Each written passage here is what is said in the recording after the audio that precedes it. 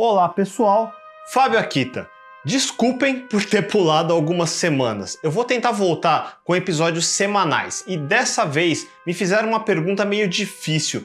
O que uma pessoa de 40 anos precisa saber para se tornar um programador? Eu parei para pensar sobre isso e resolvi fazer uma pequena série para responder. Não dá para responder só em um vídeo. Mesmo se você tem 20 ou 30 anos, tudo que eu disser mais ou menos se aplica. A intenção dessa série não é dar uma receita de bolo detalhada para ser seguida ao pé da letra. Primeiro de tudo, pode uma pessoa de 40 anos de repente mudar de profissão completamente? Claro! Qualquer um vai dizer que sim. Eu tenho mais de 40 anos e eu tenho uma boa ideia do que isso significa. Na parte motivacional, mais clichê, sim. Qualquer um pode ser o que quiser, mas eu não vejo isso acontecendo todo dia. Mudanças assim exigem uma pessoa madura o suficiente para engolir o próprio ego por alguns anos. Quanto mais velho, mais isso é verdade. Se seu ego é frágil e se você se apega às aparências ou depende muito da validação de outras pessoas, eu diria que é quase impossível mudar de profissão. Por isso vocês vão notar que eu falo tanto sobre individualismo, porque eu tenho zero paciência com pessoas que são parasitas da validação dos outros. A primeira coisa que você tem que aceitar é que a partir de agora você tem o mesmo nível de um estudante de faculdade do primeiro ano, menos ainda que um trainee ou estagiário. Antes de falar da profissão em si, hoje eu vou começar falando um pouco sobre o mercado de TI em geral. Vamos lá!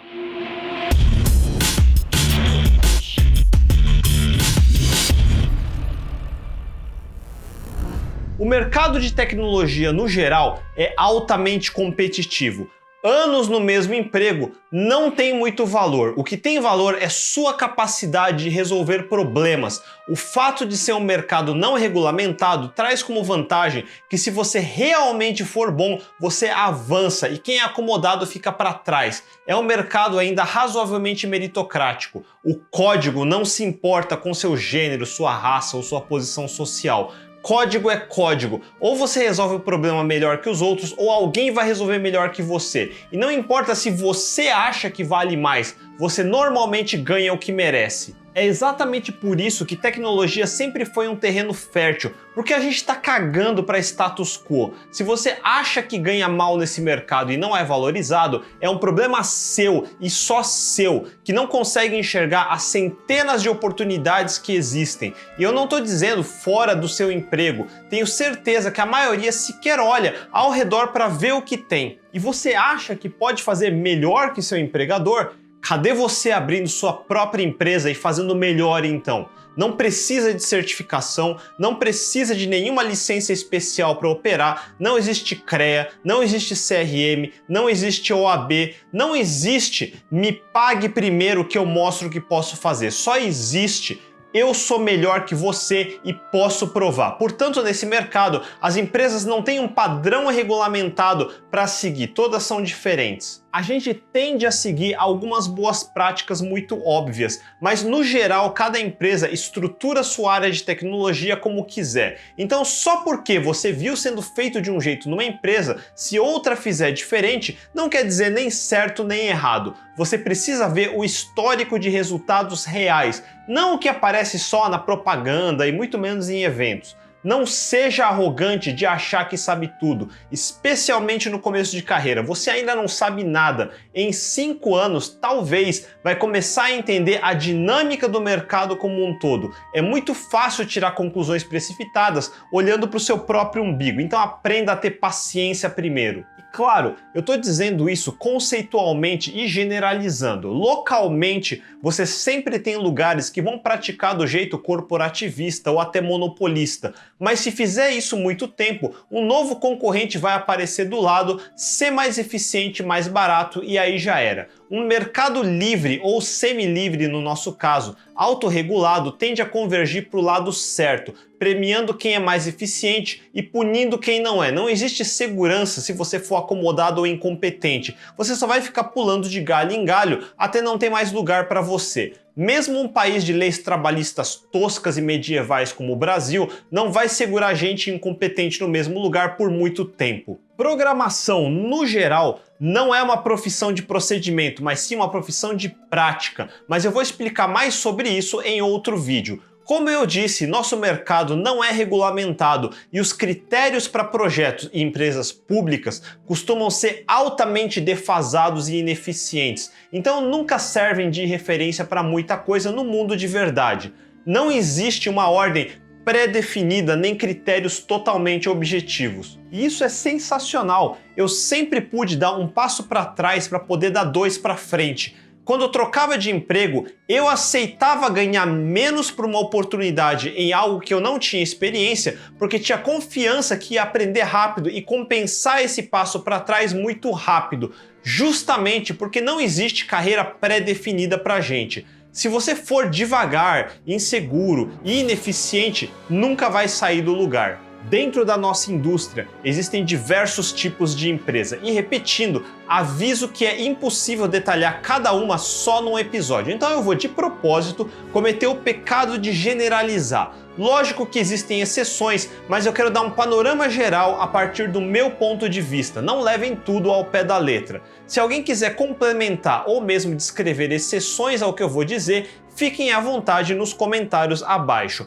A intenção não é iniciar nenhum flame war, lembrando que o público para este tema é alguém que ainda não conhece quase nada dessa indústria. Primeiro, como eu disse antes, existem as empresas públicas. No Brasil, sempre é uma opção para quem é inseguro demais e precisa mortalmente de garantias. Se você é esse tipo de pessoa, então eu sugiro ver o currículo de concurso público. Eu não posso te ajudar muito aqui e eu não gosto por princípio e em particular porque são concorrência desleal, inibem o crescimento de empresas de verdade na região, estão sempre tecnicamente defasados e politicagem vale mais do que mérito. Para uma pessoa com 40 anos, eu acho que é uma opção ruim, mesmo porque você precisaria ter um diploma para se enquadrar e eu realmente não recomendo uma faculdade nesse caso. Em segundo lugar, existem as empresas de grande porte, sei lá, marcas reconhecidas, mais de 1.000, 2.000 funcionários, onde no geral você vai ser só mais um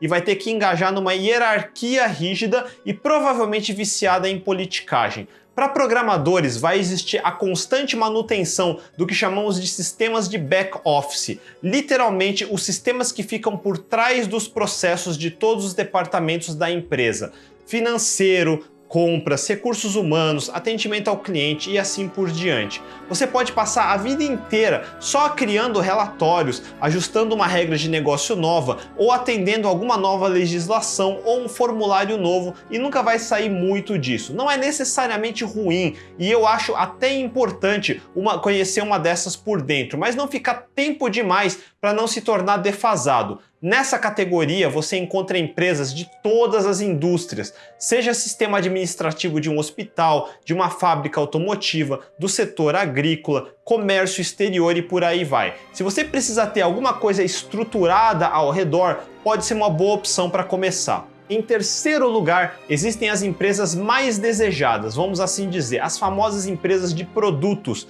Pense assim, o software dessa empresa é o core business dela ou não? Ou seja, a empresa é definida pelo software. Por exemplo, se você apagar o código do aplicativo do iFood, ela continua sendo iFood? Não, né? Portanto, ela é uma empresa de produto. Muitos dos maiores e-commerces como Magazine Luiza ou Submarino, as novas fintechs como Nubank, C6, meios de pagamentos como PagSeguro, Pagar.me ou os apps que você usa todo dia como iFood 99. Muitas empresas de grande porte que eu falei criaram subempresas ou departamentos que são mais ágeis do que tinham antes. Caso da Magazine Luiza, que criou Luiza Labs, ou o Itaú, que criou divisões mais ágeis e investe em iniciativas como o Cubo. Como eu disse, competição para se manterem competitivas, atrair talentos. Muitas dessas empresas da categoria anterior foram obrigadas a se tornar mais eficientes. É a importância de existir concorrência mesmo no mercado que é semi-livre. E pelo mesmo motivo que disse antes, Se você precisa de alguma estrutura ao seu redor, também são boas opções para iniciantes. Em quarto lugar, existem as terceirizadas. Essa categoria é meio uma zona, mas eu diria que existem pelo menos 3 grandes categorias. Primeiro, temos as pequenas agências. Muitas empresas que ou precisam ser mais ágeis ou não sabem como lidar com tecnologia procuram por agências, seja para manter seu website principal ou mesmo e-commerce e outros sistemas que chamamos de white label, ou seja, softwares pré-prontos que são customizados para cada empresa. Costuma ser um bom lugar para iniciantes mais arrojados, porque costuma ser empresas pequenas com pouca ou nenhuma estrutura. Muitas são bagunçadas e desorganizadas, vendem mal e por isso pagam mal, e você é obrigado a fazer muitas horas extras. Mas isso não importa, você não vai ficar lá para sempre. Mas eu acho importante sentir esse tipo de ambiente na pele para aprender a ter jogo de cintura. É muito fácil se acostumar mesmo num lugar desses, então tome cuidado. Ainda na categoria de terceirizadas, em segundo lugar, temos os body shops. Qualquer empresa, física ou remota, que aloca você por projeto, ou seja, que não te contrata em tempo integral e não dá o suporte mínimo ou que demite se ficar algum tempo sem projeto. Muitas ainda contratam você por um pacote mínimo de horas e você preenche planilhas ou sistemas de controle de horas e é pago por hora. A função dessas empresas é basicamente achar pessoas no mercado, manter um banco de currículos e quando os clientes pedem algum perfil, eles tentam fazer um match. É tipo um Tinder de pobre para empregos. Eu fortemente desaconselho iniciantes nesse tipo de empresa, porque você ainda não está preparado. Iniciantes precisam de outras pessoas mais experientes ao redor para crescer. Esse tipo de empresa funciona para quem já tem alguma experiência e sabe se vender sozinho, como freelancers. Talvez, se for para alocação remota, pode fazer sentido para quem quer morar numa região distante, sem mercado local e quer home office, por exemplo. Ou para quem quer cobrar mais caro alocado num cliente sem ter vínculo empregatício com ela. Novamente, funciona bem para quem já tem experiência e pode ser uma boa alternativa, mas repito, não deveria ser seu primeiro emprego. Quem vira freelancer rápido demais perde muitas oportunidades de crescer antes do tempo. Você perde mais tempo preocupado se vai ter um próximo projeto. Como não tem experiência, vai acabar trabalhando demais por pouco resultado e não vai ter ninguém para orientar você realmente para ser mais eficiente. No começo pode parecer que você ganha mais, mas você não cresce e fica estagnado muito rápido, é uma armadilha. Finalmente, na categoria de terceirizadas, existem as consultorias propriamente ditas. Cuidado, que muitos body shops se auto-intitulam consultorias, mas não são. Se você não é empregado como funcionário em tempo integral, independente se tem ou não projeto para te alocar, então é um body shop. Consultorias tendem a viver de reputação, então costumam ter alguma formação inicial, costumam ter acompanhamento com o cliente e, se forem boas, selecionam bem os funcionários. A grande vantagem, você vai ter suporte da empresa e de seus pares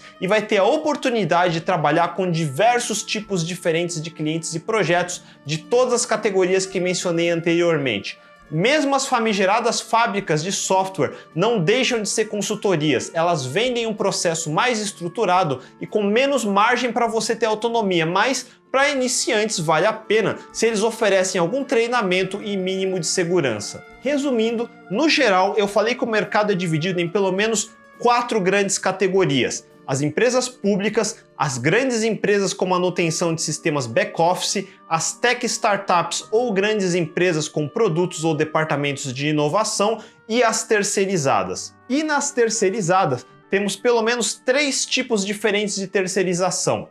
As agências que vendem pequenos projetos e customização de pequenos produtos como websites ou pequenos e-commerces, os body shops e sistemas para freelancers e as consultorias e fábricas de software. Agora fiquem espertos, não ache que você vai conseguir aprender tudo só no trabalho. No trabalho você vai aplicar o que aprendeu estudando. Se você tentar entrar no ritmo de aprender enquanto faz, a tendência é ir muito devagar. Os primeiros empregos devem servir primeiro para você aplicar a parte técnica que aprendeu na teoria via livros e cursos e em segundo para aprender os protocolos de comunicação, como conversar com seus pares, como conversar com seus chefes, como conversar com seus clientes e entender as expectativas de cada um e como você pode demonstrar resultados práticos e eficientes. Eu já disse antes que um programador não é definido pelas tecnologias que escolheu. E eu digo que o programador também não é definido por aquilo que ganha. Se você acha que ganha pouco, mas sabe que é bom e aprende rápido, isso é temporário. Você vai ganhar mais, porque um programador é definido pela eficiência como consegue resolver problemas reais. Quem só reclama a maior parte do tempo não é um bom profissional, porque como eu já disse, quem gasta a maior parte do tempo reclamando obviamente não está resolvendo nada. Então, no ambiente de trabalho, fuja dos coleguinhas que ficam o dia inteiro só lamentando da vida. Eles não vão te ajudar a subir na carreira, só vão te atrapalhar. Nunca se preocupe em ficar julgando os outros. Se os outros forem ruins, como você diz, eles não vão subir na vida e você sim. Caso contrário, assuma que suas premissas é que estavam erradas, entendeu? Eu já disse que se você é iniciante e está irritado que os outros não fazem do seu jeito, considere que pode ser o seu jeito que está errado. Não foque no seu jeito ou o jeito dos outros, foque em resolver o maldito problema.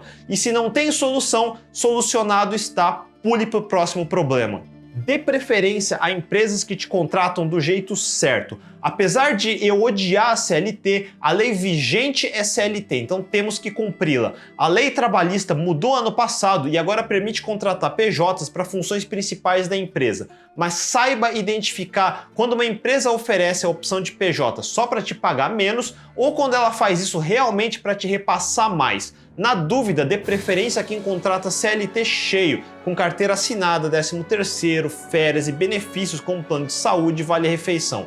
E quando você sai de uma empresa, seja uma pessoa ética, avise com antecedência, cumpra seu aviso prévio. São coisas meio básicas que se você quer ser um profissional sério, já devia saber. Resumindo o que eu falei, como iniciante, toda oportunidade é uma oportunidade. Uma pessoa muito nova tem o problema de não chamar nenhuma atenção. Não tem muito jeito. Se você tem 20 anos, está na faculdade, ainda não teve muita experiência, não importa o que faça no seu currículo, bota cor, qualquer coisa, ele simplesmente não vai se destacar. Por isso você precisa adicionar coisas que os outros não tenham. Por exemplo, fluência em inglês. Agora, se você tem 40 anos, uma vantagem é que seu currículo de imediato até que se destaca ao lado de vários de 20 anos, mas a falta de experiência na área também não vai ajudar tanto. 20 anos ou 40 anos, vocês precisam dar algum jeito de se destacar na multidão. E se você realmente leva a sério começar a montar sua carreira, vá até as empresas,